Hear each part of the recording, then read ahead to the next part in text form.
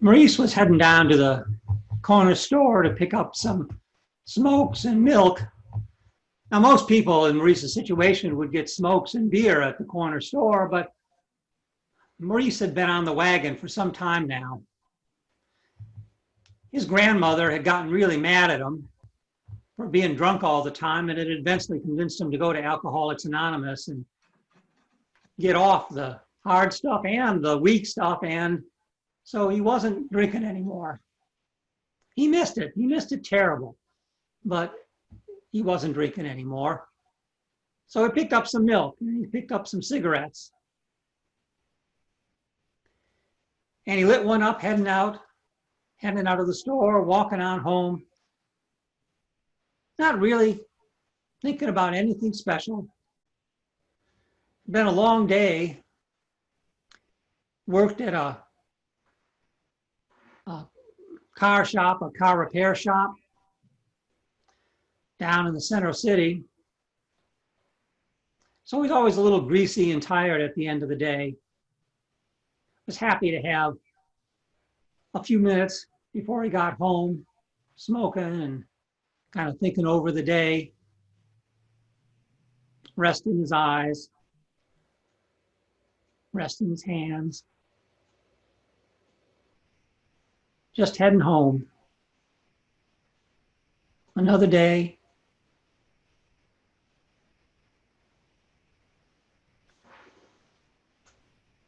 It was a 7-block walk from the corner store, the bodega, to his 3rd floor walk up.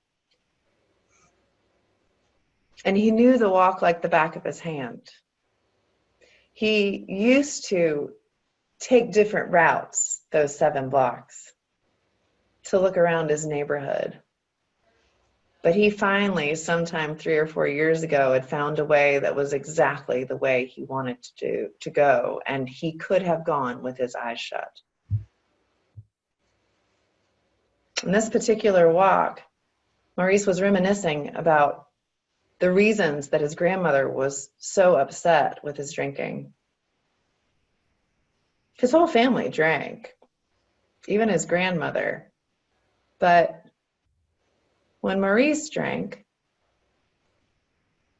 things seemed to happen that he wasn't able to take back. And he loved his grandmother so much that finally her begging him was the one thing that he could hear. She was also the only person that didn't tell him what to do. She told him how she felt. And Maurice was thinking about this as he was walking his 7 blocks home and not paying attention to where he was going at all. So deep in thought was Maurice. He stepped off the curb against the light, and he heard a car screech to a halt. And then he felt the car that was unable to stop in time, and his head knock against the concrete before he completely blacked out. When he woke up, just looking through slits of his eyes, the first thing he saw was a police officer. He tried to speak and he could not. The officer bent down and said, "Can you hear me? Do you know what's happening to you? Do you know what's happened at all?" Maurice did not, and he was unable to speak. He shut his eyes again. The next thing he realized was that he was on a stretcher, and there was very bright light. Someone else was speaking to him and said,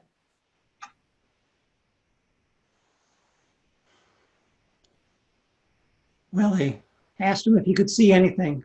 He pulled his eyes open and shined a bright light in it and tried to get a reaction. They must have done that because they said something to him. Kind of came through his mumbles. Didn't make a lot of sense to him, and he kind of shook his head and, oh, that hurt. So he kept it still. and he must have passed out again. Because he came to again and he was in a room mostly white with people running around and putting things in his arm and looking in his eyes again and checking his pulse. They were getting him ready for a MRI, but he didn't know that till much later to see if there was any internal damage in his brain.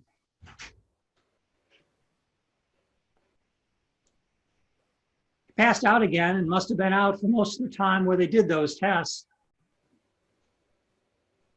Woke up in a room alone,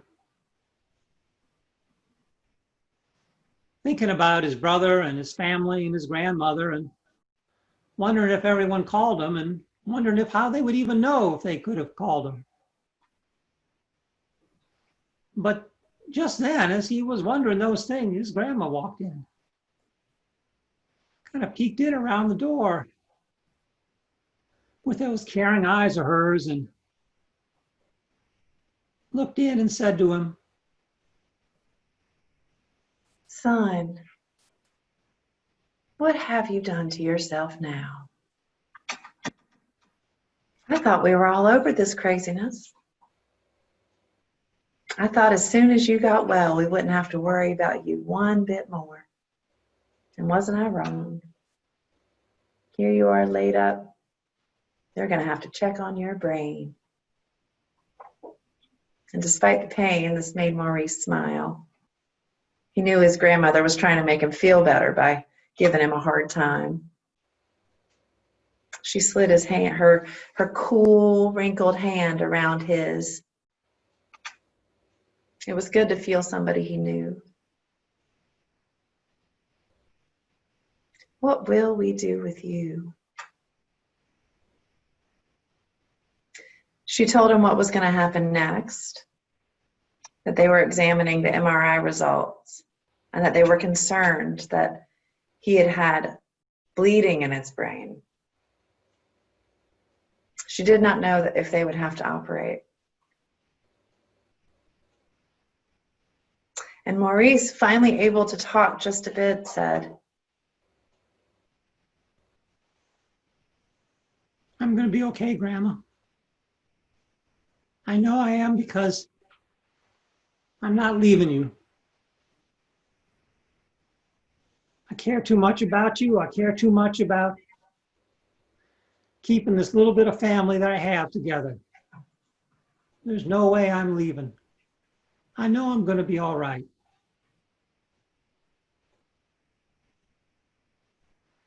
But when the doctor came in, Maurice wasn't all right. He did have some bleeding and was starting to pool then on his left side of his brain.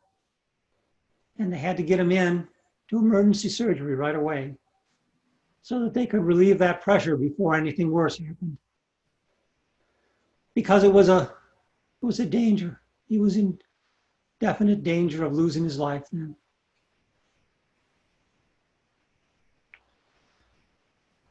So they prepared him for surgery. Grandma had to go out and sit in the waiting room. She wasn't too happy about that. And you could see she was really worried. Some of the other family had come by then. His brother, sister. His mother had died years ago. And that's why his grandmother was kind of his core, his center of the family. His dad had taken off when his mother died. So there'd been no father figure in his family, in his life. But his grandma was that steel rod of faith and determination. And Maurice knew that he just had to pull through this so he could be there and be there for her and with her for years to come.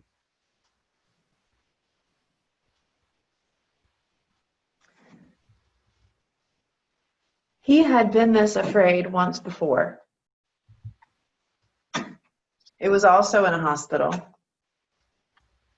And it was 3 times before the last time he drank. He had passed out and been mugged. He had been beaten pretty badly. It wasn't enough for him to get sober. But it was enough for his grandmother to start thinking about the way to talk to Maurice. It was the first time she had been really scared because Maurice had hidden it from her pretty well. And when he was in the hospital then, recovering from his wounds, he had a small voice that he heard that spoke very softly to him. He kind of thought maybe it was his mother. And it said, Maurice, this could be your last chance. Can you let it be enough?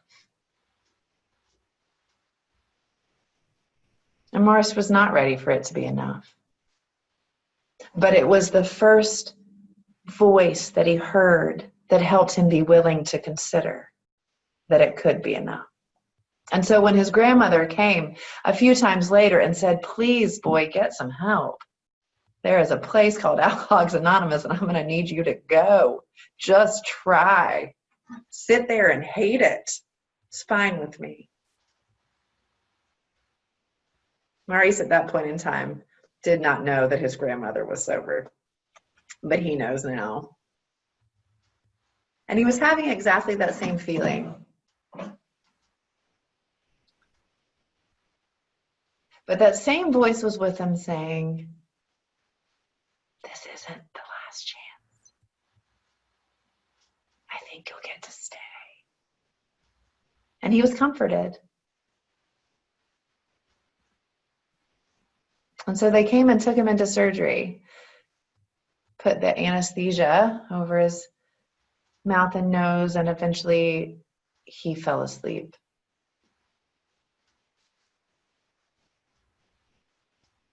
And then When he woke, he was groggy, of course, but his grandma was there and his brothers and sister were there. And as groggy as he was, it just felt really wonderful to be alive. And somehow the pain in his head, which he hadn't really realized was there before, wasn't the same. Oh, he hurt from the surgery as the anesthesia was wearing off, but it's the same thing. It wasn't like he'd felt before. And so when the doctor came in smiling, he knew he'd be all right. And it was his grandmother's smile, along with the doctor's. Because when she saw that doctor's smile, she just lit up even before he'd said anything. And it was that grandmother's smile that pushed him over that last little bit where he knew he was going to be fine. And even though it might take a bit to recover, he's going to be with his grandmother on for years yet.